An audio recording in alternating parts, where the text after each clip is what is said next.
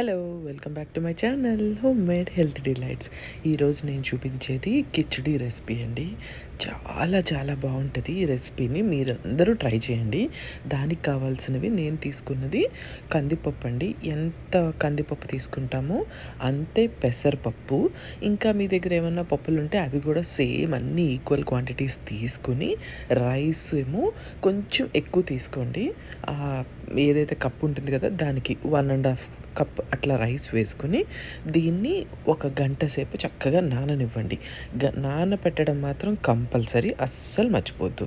తర్వాత చక్కగా ఒక పెద్ద గిన్నె తీసుకోండి, చిన్నదైతే పనికిరాదు దీనికి. తీసుకుని నూనె, నెయ్యి, దాంతోపాటు జీలకర్ర, ఆవాలు ఇవి వేసుకుని చక్కగా వాటిని ఫ్రై చేసుకోండి. దీనికి 1 లేదా 2 పచ్చిమిరపకాయలు చాలు, చేసేసుకోండి. ఇంకొకటి చిన్న ఉల్లిపాయ అది కూడా కట్ చేసేసుకుని ముందు దీన్ని మంచిగా ఒక 2 మినిట్స్ ఫ్రై అవ్వనివ్వండి. ఈ ఉల్లిపాయ ఏమో బ్రౌన్గా అవ్వాలి, అంత ఇంత నేనేం చెప్పను, అవి ఏం అక్కర్లేదు. దాని తర్వాత కరివేపాకు, టేస్ట్ చాలా బాగుంటుంది. అల్లం వెల్లుల్లి పేస్ట్ లేదు అనుకుంటే అప్పటికప్పుడు కొంచెం అల్లము లేదా వెల్లుల్లిపాయ చక్కగా మనం గ్రేట్ చేసేసుకొని వేసేసుకోండి. టేస్ట్ చాలా బాగుంటుంది, అస్సలు మిస్ చేయొద్దు. దాని తర్వాత చిన్నదేనండి టొమాటో, పెద్దది ఏం అక్కర్లేదు, చిన్న టొమాటో. అది కూడా వెంటనే ఒకదాని తర్వాత ఒకటి వేసేసుకోండి. ఏంటంటే మధ్యలో అది ఇది కట్ చేసుకోవడం వల్ల కొంచెం టైం పడుతుంది, అంతే. అది వేసేసుకున్న తర్వాత ఒక 1/2 స్పూను పసుపు వేసాను నేను. ఇవన్నీ చక్కగా మనము ఒక 2 మినిట్స్ ఫ్రై అవ్వనివ్వండి. ఈలోపు మనం ఆల్రెడీ నానబెట్టుకున్న పప్పు, బియ్యము ఇవన్నీ ఉన్నాయి కదా, అది కడిగేసుకుని చక్కగా నీళ్లు పారబోయకుండా ఏ మొక్కలకో పోసుకొని ఆ బియ్యాన్ని, పప్పుని ఈ కుక్కర్లో వేసేయండి.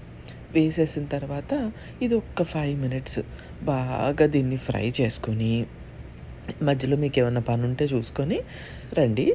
ఫ్రై చేసుకున్న తర్వాత నా లెక్క ఏంటంటే, ఎంత గిన్నెతో మనం నానబెట్టినప్పుడు ఈ గిన్నె నిండా ఉబ్బింది కదా అన్నము, పప్పు, సేమ్ అంతే గిన్నె వాటర్ పోసేస్తాను అనమాట. అంటే ఏంటి అర్థము, 1:4 లేదా 1:5 అనమాట. వాటరీగా ఉంటేనే టేస్ట్ బాగుంటుంది.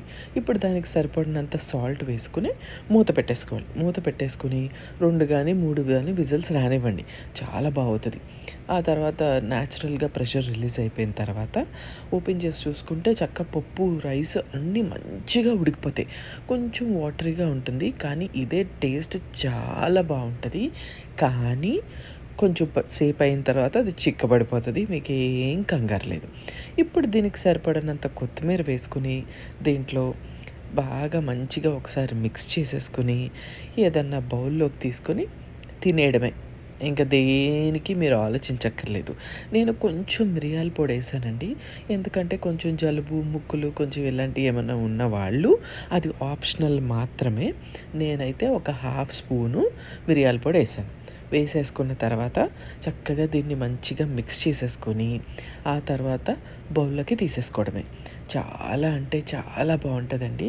ఏ నిమ్మకాయ పచ్చడు, టొమాటో పచ్చడు లేదా ఆవకాయ ఏదన్నా పెట్టుకొని ఒక 2-3 అప్పడాలు పెట్టుకొని దీంట్లో శుభ్రంగా తినండి. పొట్టకి కూడా చాలా బాగుంటుంది. చాలా హెల్దీ రెసిపీ, యమ్మీ టమ్మీ రెసిపీ అనమాట ఇది. ఒక్కసారి మీరు కూడా ట్రై చేసి చూడండి. ట్రై చేసి నాకు కామెంట్ చేయండి. Thank you so much for watching. Bye.